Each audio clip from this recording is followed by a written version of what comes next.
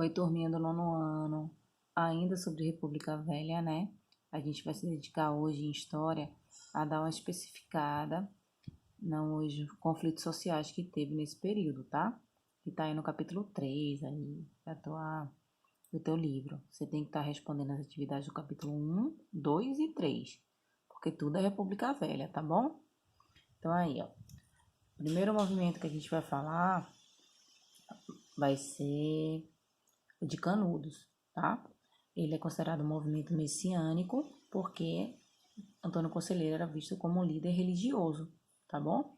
Canudos aconteceu na Bahia e essa revolta aconteceu de 1896 até 1897.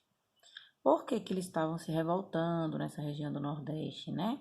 Por conta de uma extrema miséria, uma miséria crônica, má distribuição de terras, porque ficava só aquela elite, só aqueles latifundiários, donos de terra, com a maioria das terras e a maioria da população, né, sofrendo, sem ter terra para plantar, sofrendo com descaso, com o mau pagamento desse trabalhador rural, com a seca, com o aumento de impostos, tá? E para acabar com tudo isso, quando foi proclamada a República, houve a separação do Estado com a Igreja, que eles acharam um absurdo, né? Então, Antônio Conselheiro, ele vai montar o que ele chamou de Arraial do Belo Monte, Arraial do Bom Jesus, ou como ficou conhecido, Canudos, tá? Era uma comunidade que vai formar um estado com suas próprias leis, né? Não vai querer obedecer a essa república, tá? Vários camponeses vão abandonar suas fazendas, vão deixar de estar pagando dízimo, vão deixar de estar pagando impostos para essa república velha que tinha se iniciado, tá? Então, o governo republicano vai se unir aos coronéis, vai se unir à igreja católica da época, todos contra Canudos, que vai querer estar vivendo lá de uma maneira independente, tá? Vão começar a difamar, a falar mal de Canudos, através de jornais, tá? Vão ficar defendendo que Canudos queria voltar a uma monarquia. Então vão ser feitas 4 expedições militares para acabar Canudos, até que na quarta eles vieram com muita munição, armamento mais forte, para estar vencendo e massacrando Canudos, tá? A história de Canudos ela é relatada num importante livro chamado Os Sertões, de Euclides da Cunha. Aqui tem imagens representando Canudos, tá? Tem aqui o Antônio Conselheiro, que já tinha sido morto e foi desenterrado para mostrar que ele tinha sido morto, né? Aqui as mulheres que foram pegas no final do processo e crianças. Aí outra imagem mostrando o soldado preso, seguidores do Antônio Conselheiro. Outra revolta que teve, gente, messiânica, foi a revolta lá em Juazeiro, né? Do Ceará. Que foi aqueles que seguiram o Padre Cícero, tá? A causa foi a intervenção do governo central no Ceará, retirando do poder a tradicional família que ficava lá, que eram os Acioles. Padre Cícero ele vai liderar um exército formado por fiéis que queriam recuperar o poder para devolver essa família, né? Era uma família de pessoas ricas que se mantinham no poder, mas de certa maneira ajudava a população. Então, esse prestígio do Padre Cícero vai aumentar consideravelmente, tá? Vai conseguir que a família Scioli volte ao poder do estado aí do Ceará. Outra guerra messiânica vai ser a questão da Guerra do Contestado, que vai ser quando vão contestar terras entre Santa Catarina e Paraná, tá? O líder também vai ser visto como um Messias, que é o José Maria. As causas vai ser porque os camponeses daquela região eram explorados. As terras que eles viviam vai estar sendo disputada entre Santa Catarina e Paraná, porque uma empresa inglesa, uma malha ferroviária da Inglaterra ia passar por lá e eles vão querer expulsar os camponeses que viviam nessa região, tá? Daí o nome Guerra de Contestado, porque Santa Catarina e Paraná estavam contestando ser dono daquela terra, tá? Assim como Canudos, os participantes foram violentamente massacrados. Aí mostrando onde foi a região da Guerra do Contestado, tá? Entre os dois estados, onde iria passar essa malha ferroviária inglesa, esse trilho. Imagens da época aí, né? A presença do trenzinho que ia passar. Os adeptos, soldados aí do Zé Maria, que estava lutando em favor dos camponeses para permanecer na terra. Também teve outras revoltas nessa República Velha, que ficou conhecido como banditismo social, que eram os cangaceiros, né? Que queriam fazer justiça com as próprias mãos. Quem eram esses cangaceiros? Eram bandos armados que percorriam o interior do Nordeste, sobrevivendo de pequenos assaltos, de delitos, tá? Os principais bandos é o bando do famoso Lampião e também tinha um outro bando famoso que era chefiado pelo Curisco. As causas que vai ter esses cangaceiros no Nordeste é a extrema miséria da população nordestina, a seca, não tinha terra para a maioria da população, estava plantando para sobreviver, tudo era de uma minoria, de uma elite que ficava no poder, né, que eram chamados de coronéis. Por isso que esse período da República Velha é conhecida como coronelismo, tá?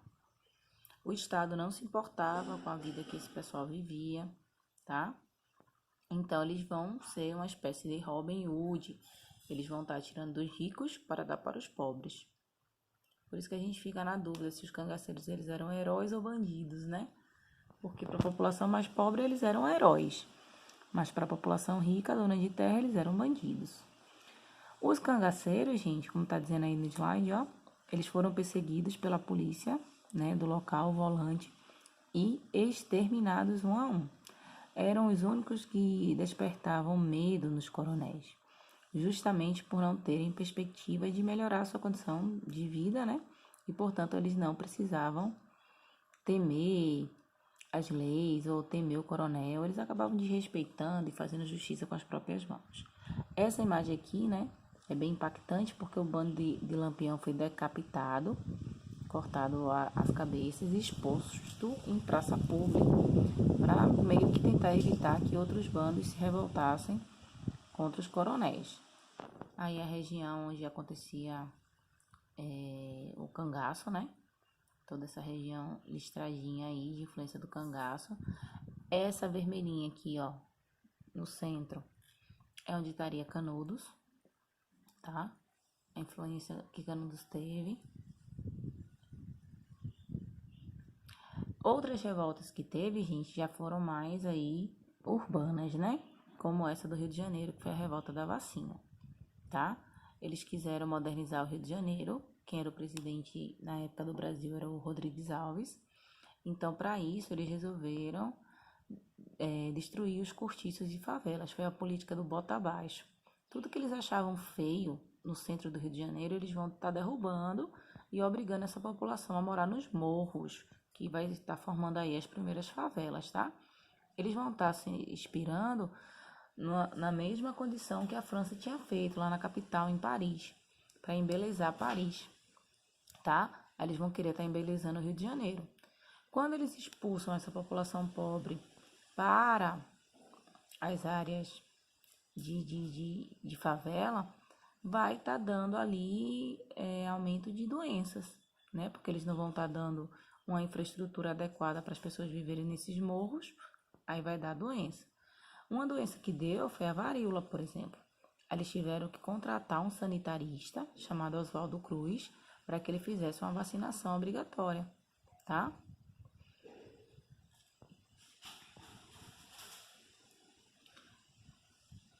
Aí, ó, essas imagens são as que vão estar representando esse confronto dos sanitaristas com a população. O governo não se preocupou em estar conscientizando a população, dizendo qual é a importância da vacina, para que servia. Só queria evitar que essa doença ficasse epidêmica, né? Se espalhasse com toda a população, tá? Já teve várias revoltas nas ruas, os bondes aqui que foram derrubados. Aqui a figura do Oswaldo Cruz, ó, do sanitarista, tá? Outra revolta que teve lá na área mais urbana, digamos assim, também no Rio de Janeiro, foi a revolta da Chibata. tá? O líder dessa revolta era João Cândido, que ele ficou conhecido como Almirante Negro.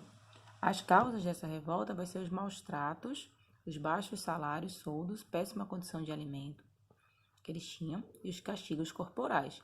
Quando os soldados da marinha, né, os marinheiros de baixa patente, tinham que ser castigados, eles eram amarrados no mastro do navio e eram chicoteados, como se a escravidão não tivesse sido abolida no Brasil, né?